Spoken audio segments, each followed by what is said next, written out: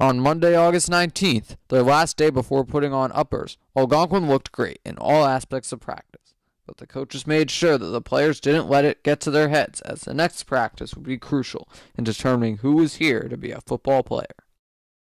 Hey, Saturday was ugly. I said we need to improve. We were a lot better today.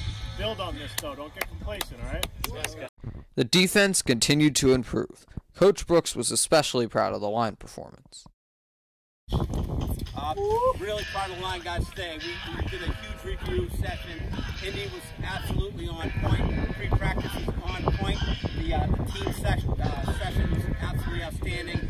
Everyone coming together, skills players and line crew, looking like a team. That was like a really heartwarming kind of practice for me personally. I really love seeing that come together. That's it.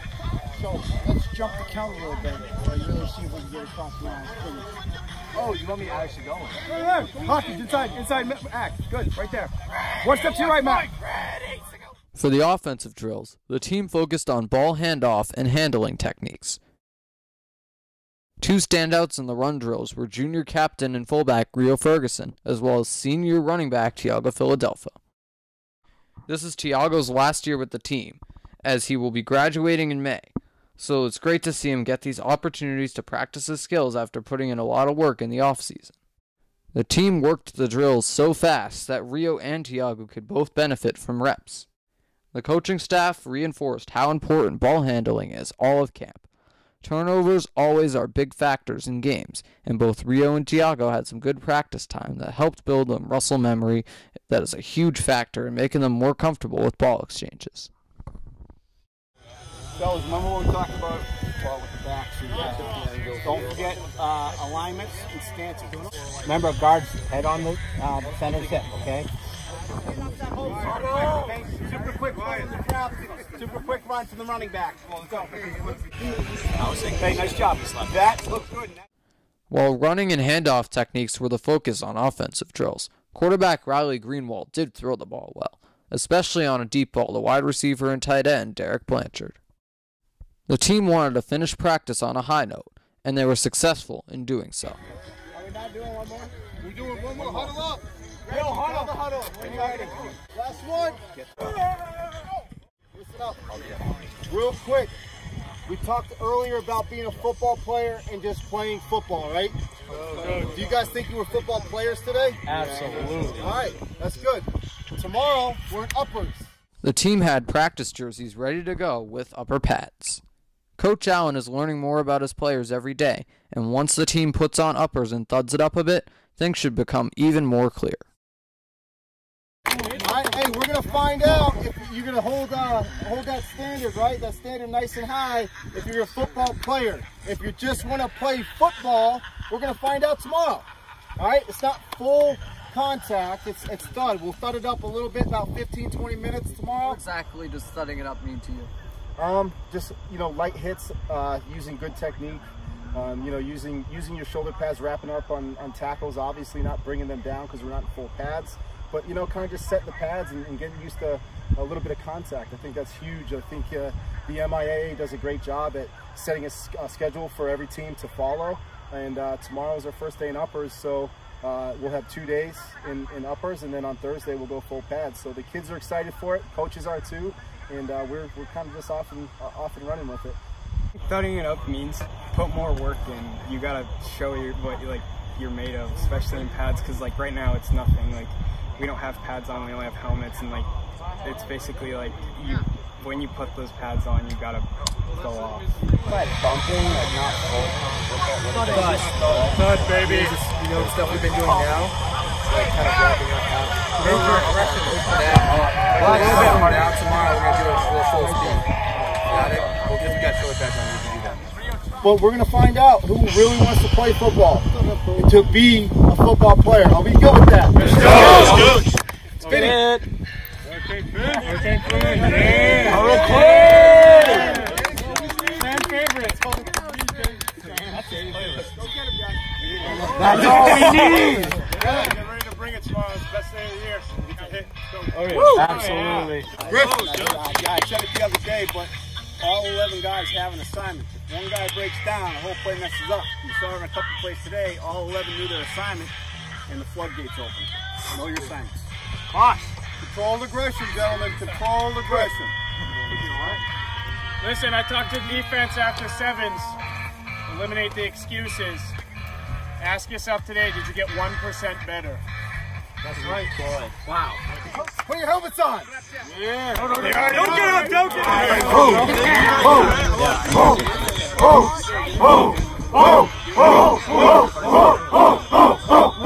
Where are we going? We are here. Let's go.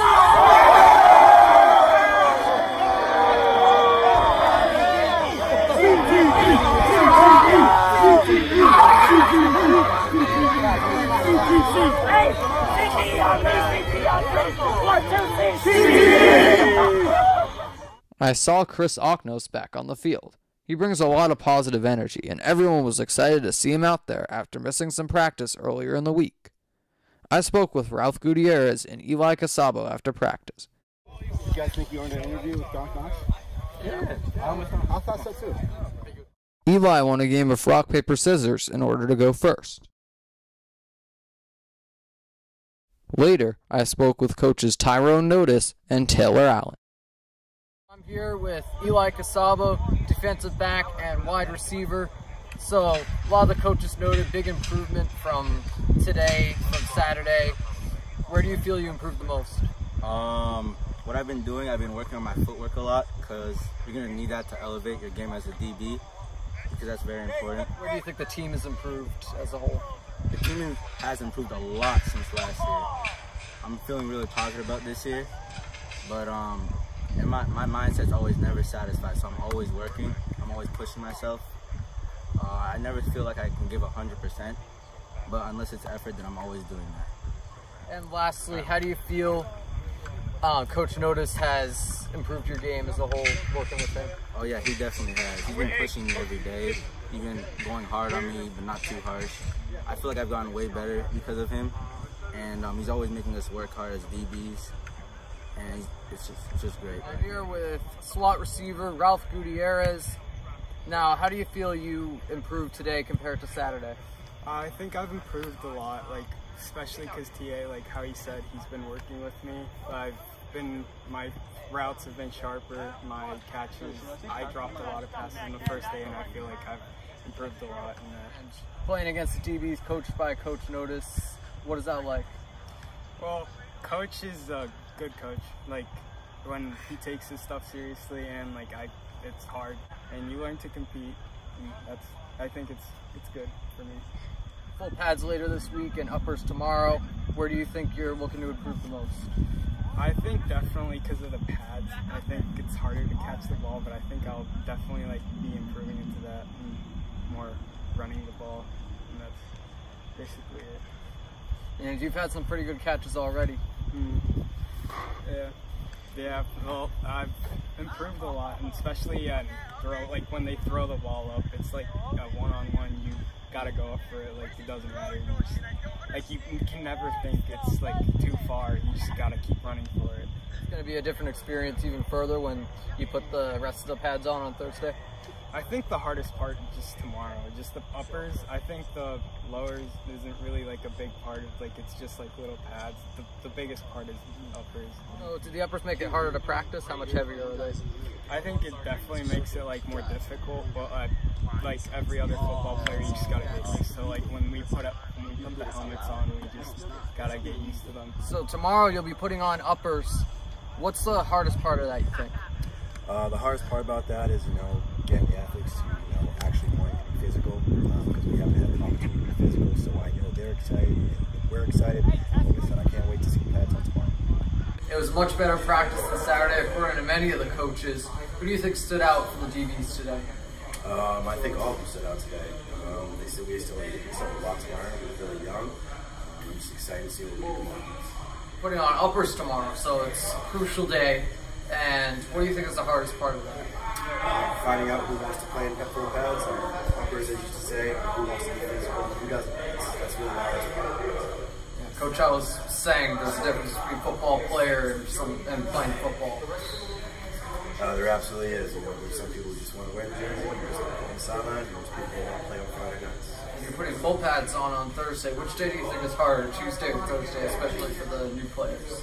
I'd say, Thursday, yes. So you have to put on full pads and have to get out there and actually be physical the whole day.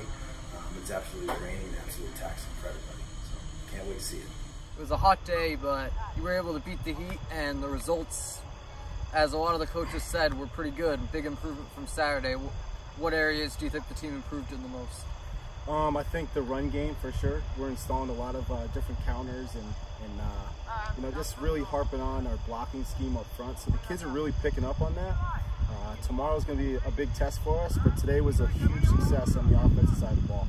Tomorrow it's going to be a little more difficult because the uppers means a lot of weight and there's a little bit of pressure there too. What do you think is the hardest part of putting on uppers? I think kind of just getting used to putting pads on. The coaching staff's going to be really smart about conditioning and things like that. We'll probably take the pads off at the end of practice to get some conditioning done, but we want to see what the kids can do and just thud. We're going to thud it up a little bit, but obviously not the entire practice. We want to get them acclimated to wearing just shoulder pads and a helmet. And any standouts in particular today? I know the DBs had a better day than Saturday, and also the running backs. Yeah, I think if you look at the standouts, Rio Ferguson, he's gotten a lot faster since last year. His hands have improved tremendously. So as a play caller, you get excited when you see kids like Rio. What were you trying to do at the end of practice today with the offense?